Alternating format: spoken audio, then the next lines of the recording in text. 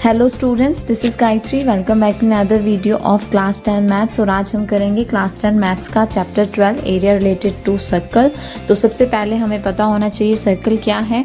तो सर्कल की डेफिनेशन देखते हैं। A circle is the set of all points in a plane that are equidistance from a given point called the centre of the circle. तो क्या definition हुई यहाँ पर circle की। सर्कल क्या होता है, अगर हम किसी प्लेन पर कोई एक फिक्स्ड पॉइंट लेते हैं और उस फिक्स्ड पॉइंट से हम सेम डिस्टेंस पे जितने भी पॉइंट्स हैं उस प्लेन के ऊपर उनको हम ज्वाइन करते हैं, तो जो हमारे पास शेप आती है वो क्या होती है, सर्कल होती है।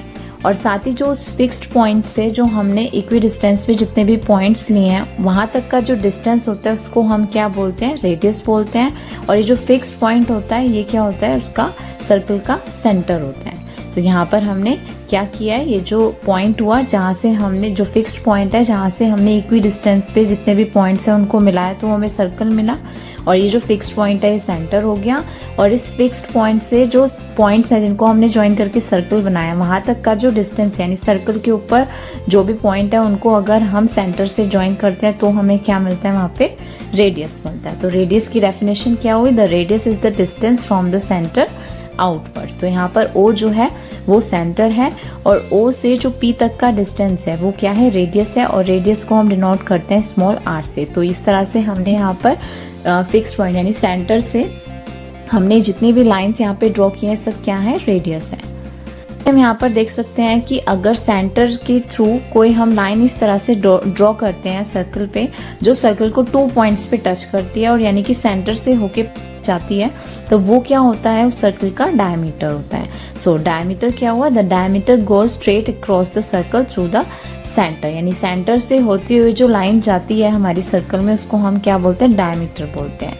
और इसको रेडियस को हम किससे डिनोट करते हैं, स्मॉल r से। और डायमीटर को हम किससे डिनोट करते हैं, d से। और साथ ही हम देख सकते हैं कि जो डायमीटर होता है वो रेडियस का डबल होता है, क्योंकि जो सेंटर से यहाँ तक का जो डिस्टेंस है वो भी आ रहा है और जो सेंटर से इधर तक का भी जो डिस्टेंस है वो भी आ रहा है, यानी कि दोनों ही क्या है, रेडियस है। तो जो फुल हमारी इसका लेंथ हो गया डायमीटर का वो क्या हो गया, डबल हो गया किसका, रेडियस का। तो यानी कि जो डायमीटर होता है वो इक्वल होता है रेडियस के। अगर हम उसको रेडियस को डबल कर दें तो वो हमारा क्या आ जाएगा, डायमीटर के इक्वल आ जाएगा। यानी कि d जो होता है वो इक्वल टू होता है 2r के। और साथ ही हम लिख सकते हैं कि जो रेडियस होता है वो क्या होता है, डायमीटर का हाफ होता है, यानी r is equal to d/2। Suppose हमारा कोई सर्कल है जिसकी रेडियस जो है वो 4 सेंटीमीटर है, तो उसका डायमीटर कितना हो जाएगा, उसका डबल हो जाएगा, यानी कि 2 4 = 8। और अगर हमें डायमीटर दिया होता 8 सेंटीमीटर, हमसे रेडियस पूछी और सर्कल की, तो डायमीटर का हाफ कर देंगे, यानी 8 का हाफ कितना हो जाएगा, 4, तो वो हो जाएगी उसकी रेडियस। यानी कि रेडियस और डायमीटर में रिलेशन कैसा है कि जो डायमीटर होता है वो रेडियस का डबल होता है। नेक्स्ट हम देखते हैं circumference of a circle. Circumference of a circle क्या होता है, the circumference is the distance once around the circle. यानी कि एक सर्कल का जब हम एक राउंड ले लें, यानी कि एक सर्कल का जो एक पूरा राउंड होता है उसको हम क्या बोलते हैं, सर्कल की सर्कमफ्रेंस बोलते हैं। जैसे हमें पता है कि स्क्वायर का, रेक्टेंगल का पैरामीटर होता है, इसी तरह से सर्कल का क्या होता है, सर्कमफ्रेंस होता है। सपोज हमने यहाँ पे एक स्क्वायर लिया, स्क्वायर का जो साइड है वो हमें दी हुई है 5 सेंटीमीटर है ईच साइड, तो उसका पैरामीटर क्या होता है, 5 + 5 + 5 + 5, यानी कि जो उसकी साइड्स हैं उनको हम सम कर देते हैं तो उसका पैरामीटर आ जाता है। तो पैरामीटर कितना होगा, 20 सेंटीमीटर। यहाँ हम इसको लिख सकते हैं 4 इंटू साइड, और साइड कितनी है हमारी 5, तो 4 × 5 इज इक्वल टू 20। तो इस तरह से हमारे पास ये स्क्वायर का पैरामीटर का फॉर्मूला। इसी तरह से रेक्टेंगल का पैरामीटर भी हम निकाल सकते हैं कि रेक्टेंगल में क्या होता है। सपोज हमें रेक्टेंगल की लेंथ दी हुई है 4 सेंटीमीटर और विड्थ जो दी है वो है 2 सेंटीमीटर। इसका पैरामीटर क्या होगा, अगर हम इसकी चारों साइड को सम कर दें, यानी कि जो सम ऑफ ऑल साइड्स होता है उसको हम क्या बोलते हैं, पैरामीटर बोलते हैं। तो रेक्टेंगल का पैरामीटर कितना का फॉर्मूला जो होता है वो क्या होता है, रेक्टेंगल का पैरामीटर का फॉर्मूला होता है 2l + b, क्योंकि 2 लेंथ है इसकी और 2 विड्थ है, तो 2 कॉमन लेके ब्रैकेट में रह गया l + b, तो 4 + 2 यानी कि 6, तो 2 6 = 12। तो रेक्टेंगल का जो पैरामीटर होता है वो कितना हो गया, 12 आ गया हमारे पास। तो ये था स्क्वायर, रेक्टेंगल, और इसी तरह से हम ट्रायंगल का भी पैरामीटर निकाल सकते हैं। और जहां पर हम फिर आ जाते हैं अगर सर्कल पे, तो सर्कल का जो पैरामीटर होता है उसको हम बोलते हैं सर्कमफ्रेंस। यानी कि सर्कल का जो पूरा एक राउंड होता है उसकी जो मेजरमेंट होती है उसको हम बोलते हैं सर्कमफ्रेंस। फॉर एग्जांपल, अगर सपोज हमारे पास एक थाली है और उसके चारों तरफ हमें एक रिबन लगाना है, तो हमें जो रिबन की लेंथ, जितना उसका एक राउंड कंप्लीट करने में जो हमारा रिबन की जो लेंथ है वो क्या होगी, उसकी सर्कमफ्रेंस होगी सर्कल की। सर्कल की सर्कमफ्रेंस फाइंड करने का भी एक फॉर्मूला होता है। तो circumference of a circle is equal to 2 pi r. तो पाई क्या है, यहाँ पर पाई की वैल्यू हमें पता है, तो हम 22/7 या फिर 3.14 पुट कर सकते हैं। और आर क्या है, यहाँ पर रेडियस है। साथ ही हमें ये भी पता है कि जो रेडियस को अगर हम डबल करते हैं तो वो किसकी इक्वल होती है, डायमीटर की इक्वल होती है। तो सर्कमफ्रेंस को हम क्या लिख सकते हैं, पाई इंटू डायमीटर भी लिख सकते हैं। तो सर्कमफ्रेंस का फॉर्मूला, अगर हमें रेडियस पता है तो 2 पाई आर, और अगर हमारे पास डायमीटर है तो पाई इंटू डी। तो सर्कमफ्रेंस इज इक्वल टू कितना हो गया, 2 पाई आर। फॉर एग्जाम्पल, अब हमारे पास कोई एक सर्कल है जिसका जो रेडियस है वो 4 सेंटीमीटर है, तो उस सर्कल का जो सर्कमफ्रेंस होगा वो किसके इक्वल होगा। तो हमें पता है सर्कमफ्रेंस का फॉर्मूला क्या होता है, 2 पाई आर। तो 2 एज इट इज लिख लेंगे। पाई की वैल्यू आप 22/7 भी लिख सकते हैं, 3.14 भी लिख सकते हैं, और रेडियस जो है वो हमें गिवन है कितना है, 4 सेंटीमीटर है। तो यहाँ पर हम इनको मल्टीप्लाई करेंगे तो आएगा 176/7 सेंटीमीटर। तो सर्कमफ्रेंस कितनी आ गई सर्कल की, 176/7 सेंटीमीटर। अगर इसी की जगह हमें रेडियस की जगह डायमीटर दिया होता तो सर्कमफ्रेंस का फॉर्मूला क्या होता, पाई इंटू डी। यानी कि सपोज हमारे पास एक सर्कल है जिसका जो डायमीटर है वो 14 सेंटीमीटर है और हमें उसकी सर्कमफ्रेंस फाइंड करनी है, तो हम फॉर्मूला लगाएंगे पाई इंटू डी। तो पाई की वैल्यू 22/7 और डी डायमीटर हमारा कितना हो गया, 14। 7 से 14 को कट करेंगे 2 आएगा, तो 22 2 जा 44। तो उसका जो सर्कमफ्रेंस है जिसका डायमीटर 14 सेंटीमीटर था, तो उस सर्कल का सर्कमफ्रेंस कितना आ गया, 44 सेंटीमीटर। तो ये तो बात हुई सर्कमफ्रेंस ऑफ अ सर्कल की। अब नेक्स्ट हम देखते हैं, अगर हमें सर्कमफ्रेंस और पैरामीटर निकालना है सेमी सर्कल का। ये तो था पूरा हमारा एक होल सर्कल। अब हमें देखना है कि सर्कमफ्रेंस अगर सेमी सर्कल की हमें फाइंड करनी है तो हम कैसे फाइंड करेंगे। तो सेमी सर्कल क्या होता है, अगर हम इस सर्कल को हाफ कर देते हैं तो ये सेमी सर्कल में डिवाइड हो गया। इस हाफ पोर्शन में ये जो हमारा सर्कुलर वाला पार्ट है ये हो गया, प्लस ये जो लाइन है इसकी लेंथ हो गई। तो हमें पूरा इसका पैरामीटर निकालना है, तो ये पैरामीटर 2 पार्ट्स में डिवाइड हो गया। एक तो जो सर्कुलर वाला पार्ट है वो, प्लस उसमें हम ये जो लाइन है उसकी लेंथ को प्लस कर देते हैं, तो हमारे पास सर्कमफ्रेंस आ जाएगी सेमी सर्कल की। तो हमने यहाँ पर ये किया, circumference of a semi circle, plus उसमें अगर हम ऐड कर दे लेंथ ऑफ स्ट्रेट लाइन। तो सेमी सर्कल की सर्कमफ्रेंस क्या होगी, जो फुल सर्कल होता है उसकी जो सर्कमफ्रेंस होती है वो 2 पाई आर होती है। यानी 2 पाई आर को हम हाफ कर दें तो हमारे पास सेमी सर्कल की सर्कमफ्रेंस आ जाएगी, यानी हाफ इंटू 2 पाई आर। तो 2 से 2 कैंसिल, तो ये कितना आ गया, पाई आर। अब हम आ जाते हैं लेंथ ऑफ स्ट्रेट लाइन।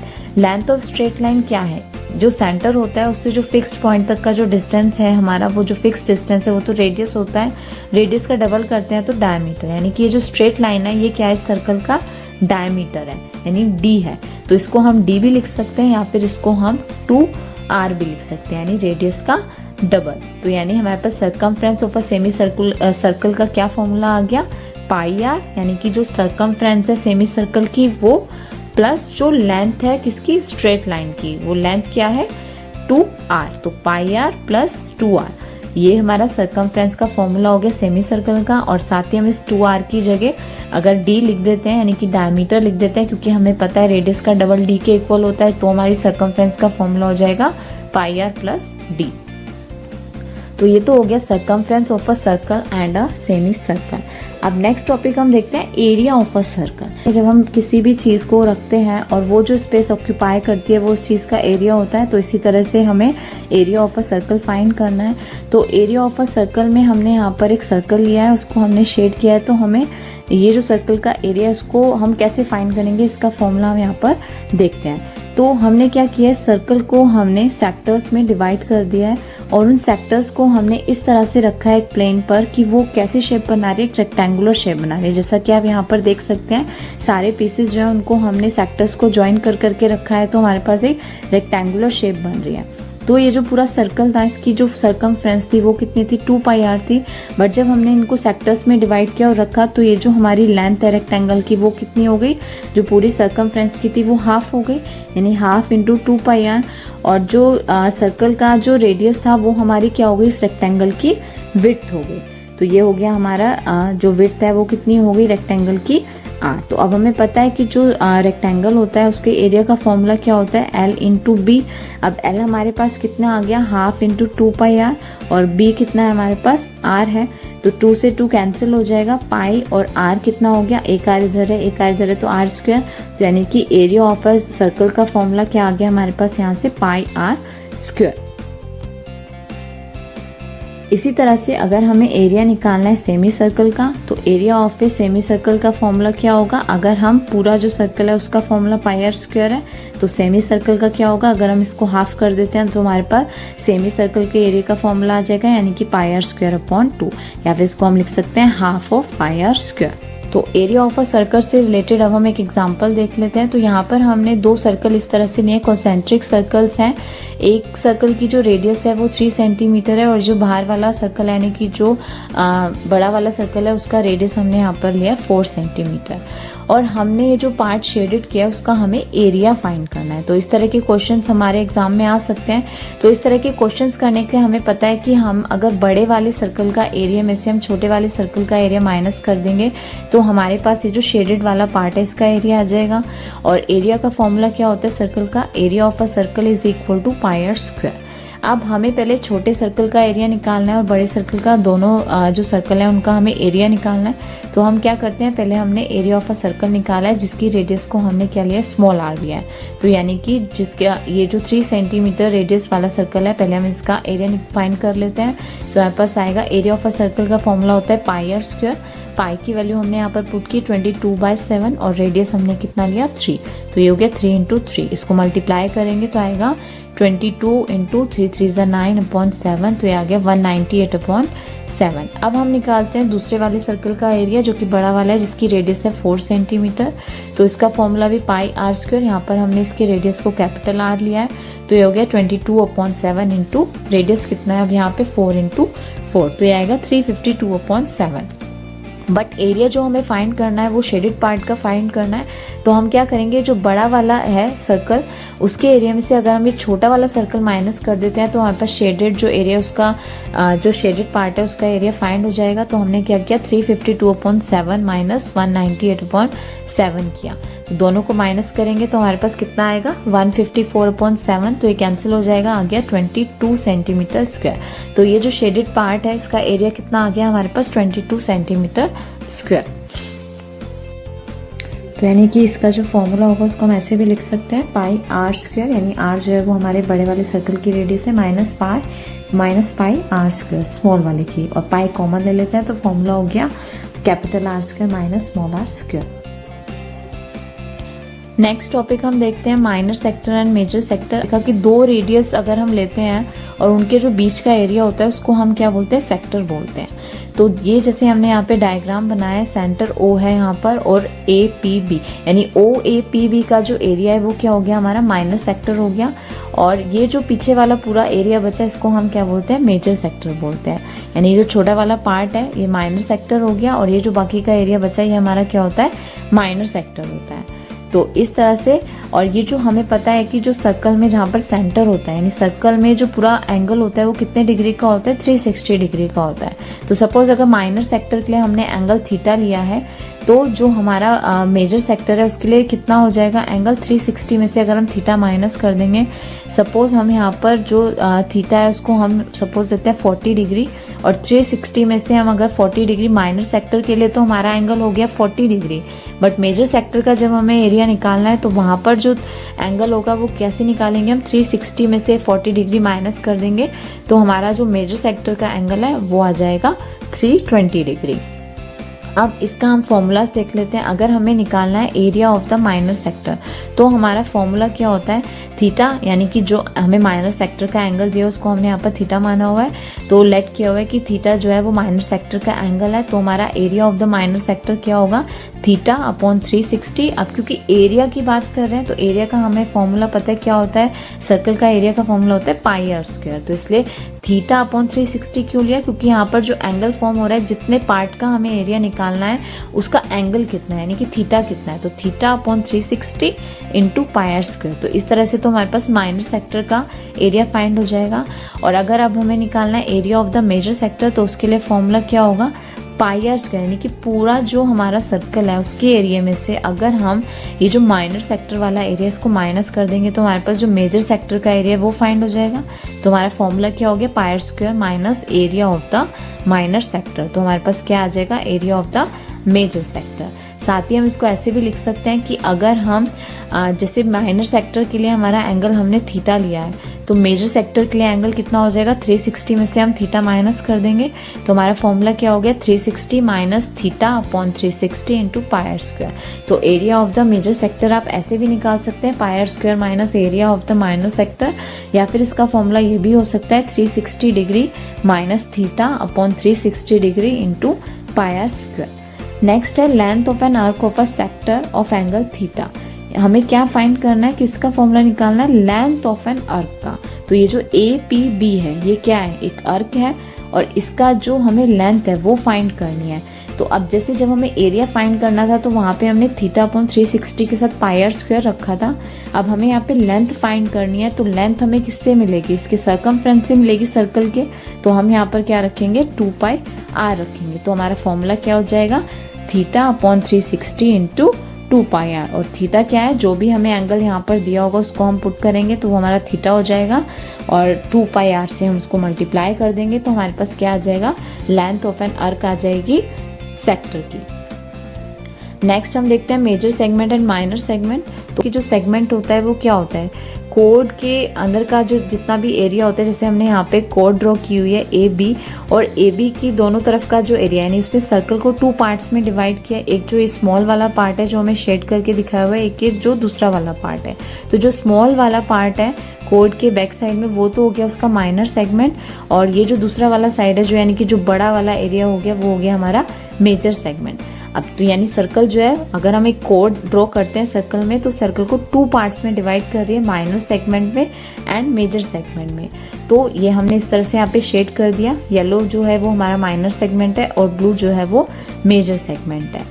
तो अब हमें अगर इसका एरिया फाइंड करना है सेगमेंट का, तो हम कैसे फाइंड करेंगे, तो एरिया ऑफ अ सेगमेंट हम कैसे निकाल सकते हैं। सपोज यहाँ पर हमें एक सेगमेंट दिया हुआ है ए पी बी, इसका हमें एरिया फाइंड करना है।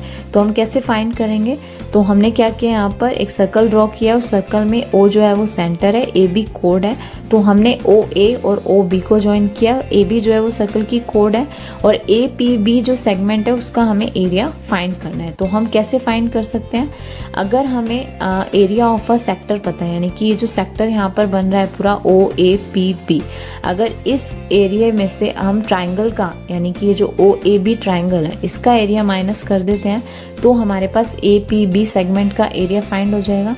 यानी कि अगर हम ओ ए पी बी यानी एरिया ऑफ सेक्टर में से हम एरिया ऑफ ट्राइंगल माइनस कर दें तो हमारे पास एरिया ऑफ सेगमेंट आ जाएगा।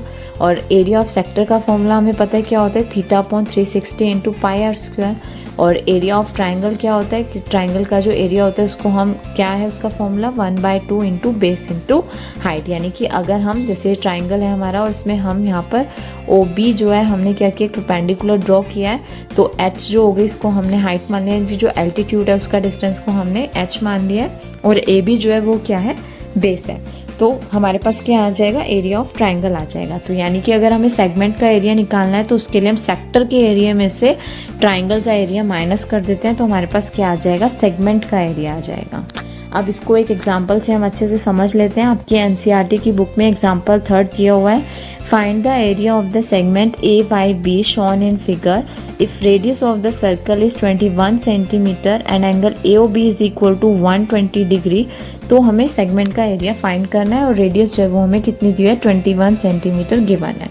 तो area of segment A by B is equal to किसके होगा, area of sector minus area of triangle AOB। यानी कि ये जो पूरा सेक्टर है उसमें से अगर हम ट्राइंगल का एरिया माइनस कर देते हैं तो हमारे पास सेगमेंट का एरिया आ जाएगा। अब एरिया ऑफ सेक्टर का फॉर्मूला क्या होता है, theta upon 360 into pi r square, और जो एरिया ऑफ ट्राइंगल AOB है वो होता है half of base into height, यानी 1/2 इंटू बेस इंटू हाइट। तो बेस को हमने b लिया, हाइट को h लिया। तो इन दोनों को माइनस कर देंगे तो सेगमेंट का एरिया आ जाएगा। तो अब हम पहले एरिया ऑफ सेक्टर निकाल लेते हैं। थीटा हमें कितना गिवन है 120 degree, 120 degree upon 360 degree into पाई की वैल्यू हम रख लेते हैं यहाँ पे 22/7 और आर हमें दी हुई है 21 इंटू 21।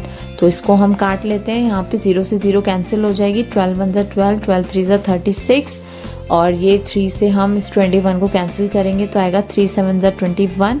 तो हमारे पास कितना आ गया 22 इंटू 21। तो दोनों को मल्टीप्लाई करेंगे तो आएगा 462 सेंटीमीटर स्क्वायर। तो ये तो हमारा एरिया ऑफ सेक्टर आ गया। बट अब हमें एरिया ऑफ ट्राइंगल निकालना है, एरिया ऑफ ट्राइंगल AOB। तो ये जो ट्राइंगल है इसको हम इधर साइड में यहाँ पर हमने बना लिया है। ट्राइंगल AOB में जो OA और OB है वो क्या है, सर्कल की रेडियस है, तो वो कितने हैं 21 सेंटीमीटर एंड 21 सेंटीमीटर। और जो एंगल है वो हमें कितना दिया 120 डिग्री। तो हमने यहाँ पर एक एल्टीट्यूड ड्रॉ किया है OC, यानी कि 90 डिग्री का वो एंगल बना रहा है। हमने एक परपेंडिकुलर ड्रॉ किया है AB के ऊपर। AB क्या है, कोड है, जो कि यहाँ पर हमें सर्कल में हम देख सकते हैं। तो अब ये जो हमने एल्टीट्यूड ड्रॉ किया है इससे क्या हुआ है कि ये जो पूरा ट्राइंगल है ये दो पार्ट में डिवाइड हो गया है, इन ट्राइंगल OAC में एंड ट्राइंगल OBC। तो ये जो ट्राइंगल है OAC एंड OBC में, इसमें एंगल OCA जो है वो एंगल OCB के इक्वल है। क्यों? क्योंकि हमने एल्टीट्यूड ड्रॉ किया है तो 90 डिग्री के एंगल हैं दोनों। साथ ही जो OA है वो OB के इक्वल है, हमें गिवन है, एक ही रेडियस सेम सर्कल के रेडियाई हैं। और OC जो है वो OC के इक्वल है, कॉमन है। तो हमारे जो दोनों ट्राइंगल हैं वो कॉन्ग्रुएंट हो गए RHS कॉन्ग्रुएंसी रूल से। Triangle OAC is congruent to triangle OBC। अब हम जानते हैं कि जब दोनों ट्राइंगल कॉन्ग्रुएंट होते हैं तो उनके अदर पार्ट्स भी इक्वल होते हैं बाय CPCT। तो एंगल AOC जो है वो इक्वल होगा एंगल BOC के। अब ये पूरा एंगल 120 डिग्री का है और हमने बोला कि ये दोनों जो पार्ट हैं वो इक्वल हैं, तो हम इसको लिख सकते हैं कि angle AOC is equal to angle BOC is equal to angle AOB divided by 2। यानी कि अगर हम इनका हाफ हाफ कर दें तो दोनों इक्वल हो जाएंगे। तो एंगल AOB 120 का हाफ करेंगे तो कितना आएगा 60 डिग्री। तो यानी ये जो एंगल है दोनों कितने में डिवाइड हो गए 60 में। बट हमें तो जो फॉर्मूला है एरिया ऑफ ट्राइंगल का उसमें हमें क्या चाहिए, बेस और हाइट हमें पता होनी चाहिए। तो हम एरिया फाइंड कर लेंगे। तो बेस क्या है, यहाँ पे जो AB है वो पूरा बेस है और जो हाइट है वो कितनी है OC है। तो अब हमें बेस की लेंथ फाइंड करनी है, तो वो हम फाइंड करते हैं। सबसे पहले हम बेस फाइंड करते हैं। तो AB जो बेस है उसके लिए हमें पहले BC पता होना चाहिए। तो BC को हम डबल कर देंगे तो हमारे पास पूरा AB आ जाएगा, क्योंकि ये जो हमने एल्टीट्यूड ड्रॉ किया है वो AB को 2 इक्वल पार्ट्स में डिवाइड कर रहा है। तो इसमें हम सबसे पहले BC फाइंड कर लेते हैं। अब क्योंकि OBC एक राइट एंगल ट्राइंगल है, हमने एल्टीट्यूड ड्रॉ किया था, तो अब हमने ट्रिग्नोमेट्री में किया था कि जो रेशोज होते हैं वो हमने उसके लिए ट्रिक्स की थी। पंडित बद्री प्रसाद हर हर बोला। तो यहाँ पर P क्या है, परपेंडिकुलर है, B बेस है और H जो है वो हाइपो है। तो अब हमें BC फाइंड करनी है। तो हम क्या करते हैं, एक वो साइड का रेशो लेते हैं जो हमें गिवन है, एक वो साइड लेते हैं जो हमें नहीं दी हुई है, यानी कि जो हमें फाइंड करनी है। तो हमने यहाँ पे रेशो लिया BC अपॉन OB का। तो BC क्या है, हमारा बेस है और OB जो है वो क्या है, हाइपो है। तो BC upon OB is equal to base upon hypo. और बेस अपॉन हाइपो जो होता है वो किसका रेशो होता है, cos 60 का। 60 क्यों लिया, क्योंकि एंगल हमारे पास ट्राइंगल में कितना है 60 डिग्री है। तो base upon hypo is equal to cos 60। अब बेस BC तो ऐसे लिखेंगे, हाइपो हमें गिवन है कितना है 21 है और cos 60 की वैल्यू 1/2 होती है। तो 2BC किसके इक्वल आ गया, क्रॉस मल्टीप्लाई करेंगे, 2BC is equal to 21 and BC is equal to 21/2। तो यहाँ से हमारे पास BC कितना आ गया 21/2 और BC का अगर हम डबल कर देते हैं तो हमारे पास पूरा AB आ जाएगा, यानी बेस आ जाएगा। तो ट्वाइस किया हमने BC का, यानी 2 इंटू 21/2, 2 से 2 कैंसिल, तो AB हमारा कितना आ गया 21 सेंटीमीटर। तो यहाँ से बेस हमारा आ गया 21 और 1/2 को हमने ऐसे लिखा। अब हमें फाइंड करनी है हाइट। तो हाइट क्या है, हमारी OC है। तो एक वो साइड लेते हैं जो हमें फाइंड करनी है ट्राइंगल OBC में। तो एक साइड हमने ली OC और एक जो हमें गिवन है OB, यानी OC upon OB is equal to, अब OC क्या है हमारा परपेंडिकुलर है और OB क्या है, हाइपो है। परपेंडिकुलर अपॉन हाइपो किसका रेशो होता है, हम देख सकते हैं साइन का होता है और एंगल है 60 डिग्री। साइन 60 डिग्री की वैल्यू कितनी होती है, √3/2। OC हमें फाइंड करना है और OB हो गया 21। क्रॉस मल्टीप्लाई करेंगे तो आएगा 2 OC इज इक्वल टू 21√3। तो यहाँ से OC आ गया 21√3/2 2। तो अब हम यहाँ पर वैल्यूज पुट कर लेते हैं। 1/2 इंटू बेस हमने यहाँ पे लिख लिया 21 और हाइट हमारी कितनी आ गई 21√3/2। तो इसको हम मल्टीप्लाई करेंगे 21 से 21 तो आएगा 441√3 नीचे आ गया 2 2 ज़ा 4। तो 441√3/4 हम यहाँ लिख लेते हैं। अब इन दोनों में से 21/4 जो है वो हम कॉमन ले लेते हैं।